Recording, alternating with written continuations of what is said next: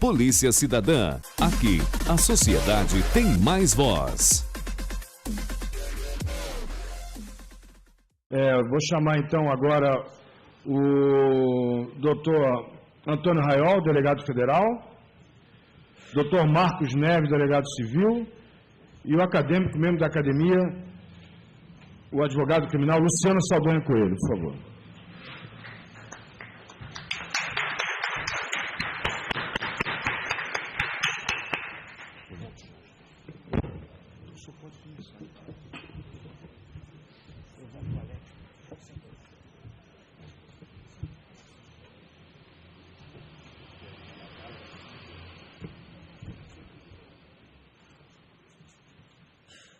Bom dia a todos.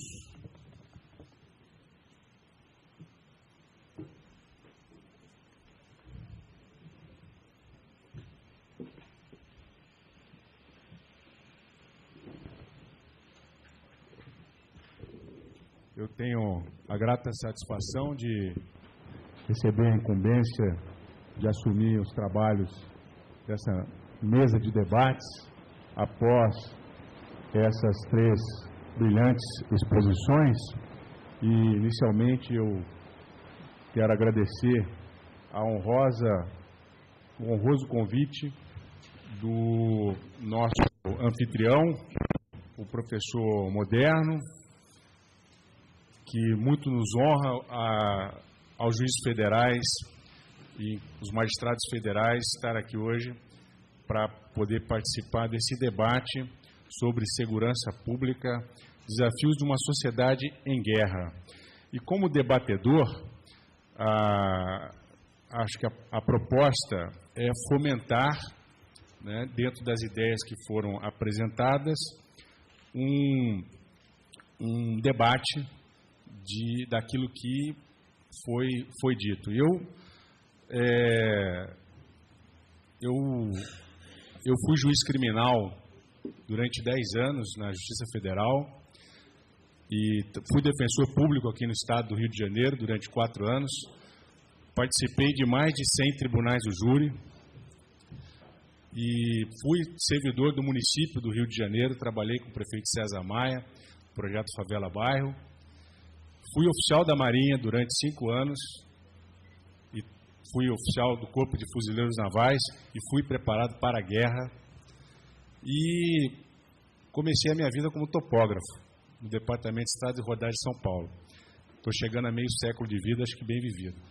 E diante desse panorama todo das instituições por onde eu passei, e hoje fazendo doutorado em ciência política, eu vejo que nós estamos aqui debatendo que estamos em guerra. Mas guerra contra quem? Quem é o opositor nessa guerra? Eu vejo que, ao longo de todo esse meu passado profissional, o que sempre eu vi, em vários aspectos, de menor ou maior quantidade, hoje nós estamos vendo, que o que desarticula a nossa sociedade é a corrupção. A guerra que nós vivemos hoje é em razão da endêmica prática da corrupção, principalmente pelos órgãos políticos do nosso Estado. No Departamento de Estradas e Rodagens de São Paulo, eu vi a corrupção nas obras públicas. Isso no início, lá na década de 1980. Eu vi na Prefeitura do Rio de Janeiro, muitas vezes, as comissões investigando a corrupção nas obras públicas. Eu vi, como juiz federal, julguei vários processos envolvendo corrupção, desvio de dinheiro da merenda, desvio de dinheiro dos medicamentos. E hoje a Operação Lava Jato está mostrando uma corrupção tão elevada, de tão alto nível, que paralisou o país. Paralisou o parlamento, um presidente até então da Câmara dos Deputados envolvido em denúncias de corrupção, um presidente do Senado que hoje tem vários inquéritos abertos no Supremo Tribunal envolvendo prática de corrupção, e tivemos o Mensalão, que foi julgado no Supremo Tribunal Federal, envolvendo políticos que foram devidamente condenados. E hoje vemos várias condenações já proferidas pelo juiz Sérgio Moro envolvendo a corrupção. Então, que guerra nós estamos vivendo? A guerra contra a corrupção. A doutora Renata muito bem abordou, né, o funcionamento do Poder Judiciário, que algum tipo de alinhamento pode ser necessário, mas está funcionando muito bem. A Polícia Civil pode precisar de um afinamento, mas está funcionando muito bem. A Polícia Federal nem se fala, né? Precisa de um afinamento, talvez, a independência. As nossas estruturas precisam de, talvez, um afinamento, mas estão funcionando muito bem. Agora, a quantidade de pessoas envolvidas com crime é muito grande. Por quê? Porque está faltando ao nosso país uma direção. O nosso país não tem hoje uma direção política, não tem, a nossa economia naufragou, afundou, o país está paralisado. E sem economia forte, pujante, sem geração de empregos, não tem jeito. A criminalidade só tende a aumentar. Adianta aumentar o número a quantidade de pena? Não resolve. O direito penal ele é diametralmente oposto a uma economia ruim. Ou seja, quanto mais desemprego eu tenho, quanto mais desgraça social eu tenho, mais eu vou ter problemas no direito penal. O direito penal ele só deveria ser utilizado naquele último caso. Hoje a gente usa para tudo, né? Então nós vivemos uma sociedade corrupta e doente. E como que nós vamos resolver esse problema? Nós vamos resolver esse problema primeiro punindo os corruptos, que é muito mais do que punir o sujeito aqui do tráfico de drogas, que também obviamente deve ser punido, mas punir a corrupção é muito mais importante e muito mais difícil. Eu falava nas minhas aulas de processo penal na pós-graduação, qual é a pena para um crime de fraude no sistema financeiro? Crime de, se eu fraudar um banco, previsto na Lei 7492, se eu fraudar milhões de depositantes do banco, quebrar o banco, a pena não é maior do que 5 anos. E qual a pena para um sujeito que acaba ali na esquina, roubou uma correntinha, né, no pescoço de uma pessoa? A pena mínima é de 4 anos, que é o roubo. Se vier com arma de fogo em concurso de agentes, a doutora Renata sabe que isso vai para mais de 5 anos e não sei quanto é. Né? 5 anos e 4 meses, né? Eu já não me lembro mais dessa dosimetria. Mas eu cansei de condenar corruptos. Qual é a pena mínima do crime de corrupção? 2 anos. Eu cansei de condenar corruptos apenas de 8 anos, e quando chega no TRF, no STJ, a pena cai para 2, 3 anos, que é réu primário, não tem antecedentes, mas ele roubou dinheiro público, desviou dinheiro público, peculato desvio. Então nós temos penas brandas para o crime de corrupção. Mas nós estamos mudando esse quadro. Eu vejo que as palestras apresentadas mostraram que nós temos algumas questões a serem resolvidas.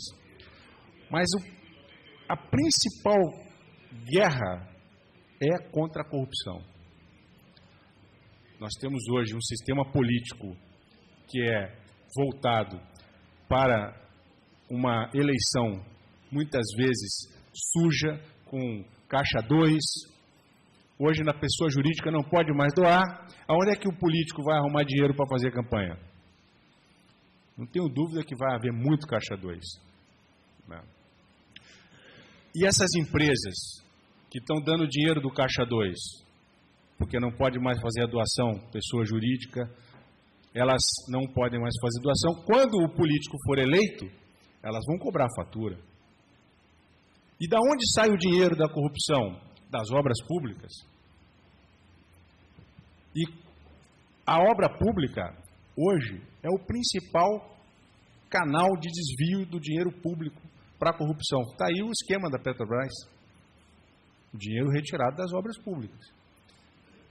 E o político, para sobreviver no cenário da eleição, ele precisa de dinheiro, porque o brasileiro, ele, como foi dito pelo delegado Rochester, o brasileiro, ele olha o político, no momento da eleição, ele vê aquela musiquinha bacana, e aí no dia da eleição ele lembra da musiquinha, lembra, e vai lá e vota.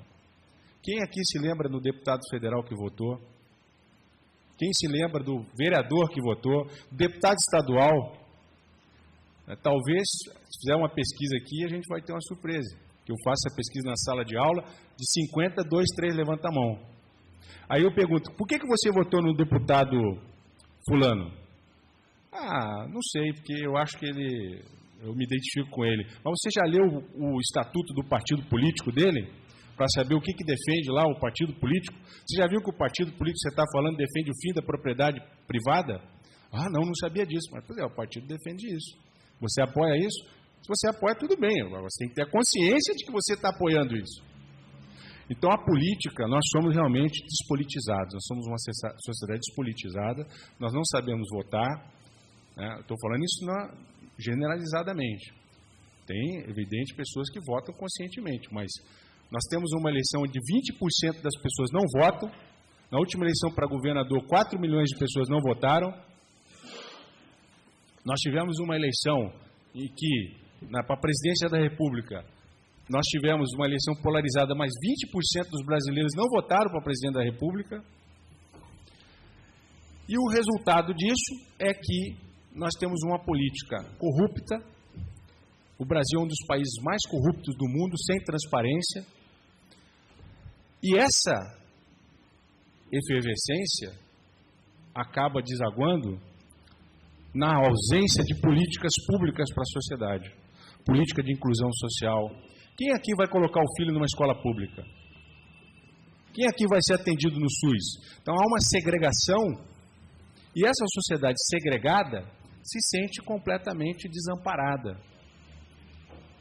O sujeito da comunidade, ele se sente abandonado pelo Estado, porque a escola pública dele é ruim, o hospital dele é ruim, o político só vai lá para pedir o voto, dá R$100 e depois vota no dia seguinte da eleição e dá mais R$100. Não vamos ser hipócritas, eu já cansei da hipocrisia. Eu acho que nós temos que falar claramente que nosso sistema político é um sistema político corrupto e que nós precisamos acabar com a corrupção. Primeira forma de acabar com a corrupção é as obras públicas deixarem de ser realizadas sem seguro-garantia. Tem que ter uma fiscalização do seguro-garantia. Com o seguro-garantia, que é a chamada performance bond, cria-se possibilidades de acabar com a corrupção na obra pública. E construir políticas públicas de verdade, para que nós possamos fazer um crescimento econômico, porque a partir do momento que tiver emprego, a partir do momento que nós tivermos atendimento social, nas nossas escolas com uma capacidade maior de ensino, de desenvolvimento, a partir desse momento que a política se voltar para a sociedade, para a construção de políticas públicas, eu acredito que nós vamos ter uma redução sensível nessa guerra. Quando a economia vai mal, o direito penal, ele tende a aumentar. A doutora Renata acabou de falar, a quantidade de prisões de tráfico de droga, porque não tem emprego, ele vai trabalhar no tráfico. Estava aqui o senhor Paulo Fernando Marcondes, que é o presidente da Federação das Câmaras de Comércio Exterior, e exatamente isso que ele estava dizendo. Não tem política pública para investimentos na nossa economia. Então, essa questão é fundamental. Então, assim, falar de segurança pública, a gente tem... Muito foi falado aqui, o doutor Itagiba falou do choque de realidade necessária, com força-tarefa. Eu acho que tudo isso é fundamental. né? Mas, no meu ponto de vista, pela minha experiência, né, eu posso te dizer, nada disso vai servir e vai funcionar se nós continuarmos a sermos um país corrupto, um país de políticos que são totalmente desvinculados das suas responsabilidades como agentes políticos, de cada voto que foi depositado na urna, de cada voto que ele recebeu. Porque hoje se compra voto. Eu acredito que 30% do eleitorado é voto de cabresto. Ou é porque tem uma ideologia em função da religião, ou porque recebe dinheiro para fazer isso. Um restante, os outros 30%, eles gravitam aí naquelas pessoas que vão lá cumprir a obrigação de votar e apertam o botãozinho sem saber exatamente porque está apertando aquele botão. E 20% não vota. Então, esse é o cenário hoje da nossa representatividade. Os senhores viram, para concluir aqui meu provocação do debate, os senhores viram na votação do impeachment como que os nossos deputados foram votar. Pela minha mãe, pelo meu tio, pelo Zezinho, pelo meu cachorro. Tudo bem, uma forma de expressão, mas isso mostra que tipo de parlamento nós temos. Quando a gente vê as propostas de políticas de parlamentares na propaganda eleitoral, chega a ser jocoso. Né? Pior do que está, não fica. Né? E foi eleito com quantos votos? Mais de 2 milhões de votos. Com essa frase, pior do que está, não fica. E ela é um bom parlamentar, até não falta, apresenta propostas para a área artística. Eu tenho conversado com o Tiririca lá no parlamento. Eu falo, pô, você falou um negócio, você tinha que sofrer um impeachment, Tiririca, porque você mentiu, porque pior do que está, ficou. Mas você tinha que sofrer um impeachment. Então, olha, eu, sinceramente, eu estou desacreditado de que, através do direito penal, a gente vai resolver alguma coisa. O que nós temos que assumir o compromisso de ser mais sérios na escolha dos nossos representantes políticos e de quem vai ocupar a cadeira de prefeito, quem vai ocupar a cadeira de governador do Estado do Rio de Janeiro, e assim em todos os estados. Falo aqui do meu estado, do meu município. E para concluir, eu vejo assim, o Rio de Janeiro recebe por mês em torno de 100 a 150 mil turistas. Nós somos a 92ª cidade do mundo em turismo. A doutora Renata falou, e eu bem vejo isso, eu trago as pessoas de fora, as pessoas falam, Rio de Janeiro, the best beach of the world. É a melhor praia do mundo. E as pessoas falam isso. E nós recebemos menos turistas do que Lima, no Peru. O que tem Lima, no Peru, para receber mais turistas que o Rio de Janeiro? Fortaleza. Então, o turismo, nós temos capacidade de receber 1 milhão de turistas por mês.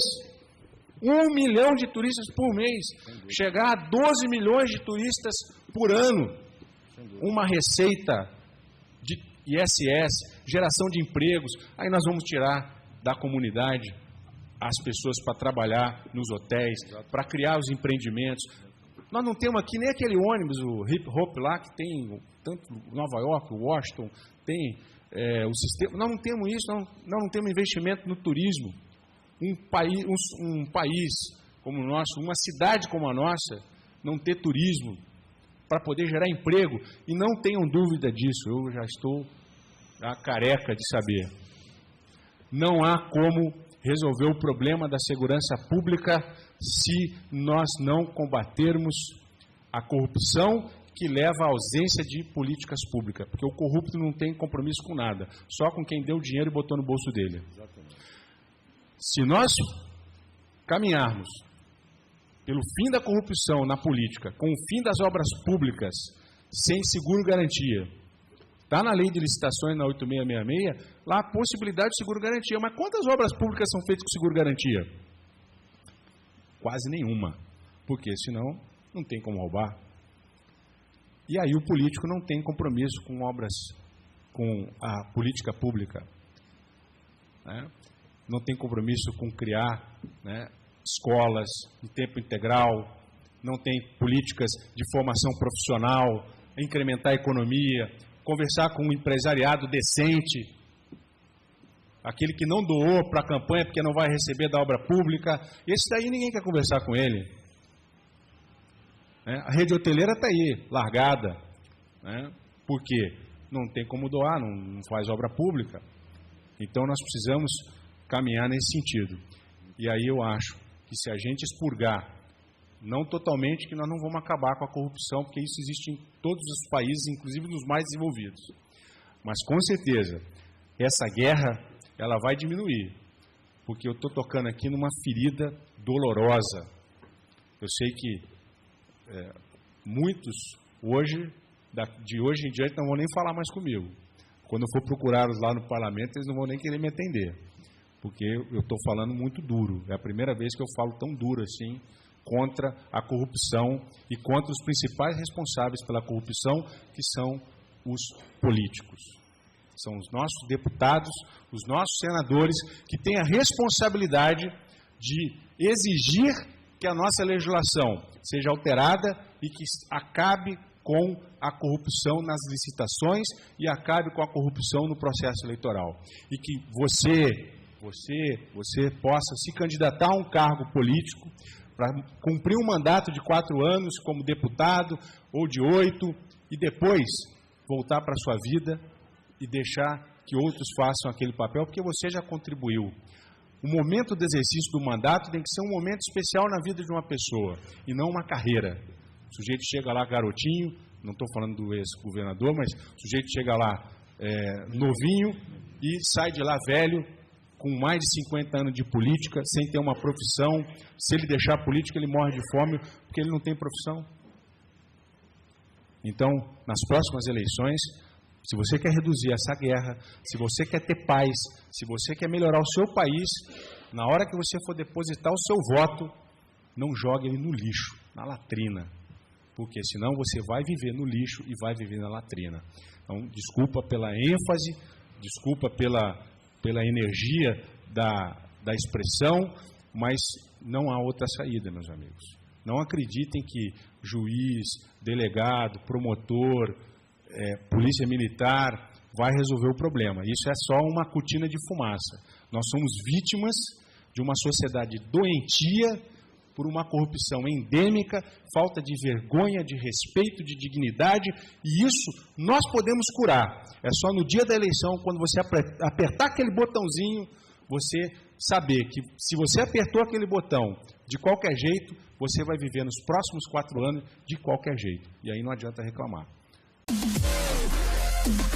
Polícia Cidadã. Aqui, a sociedade tem mais voz.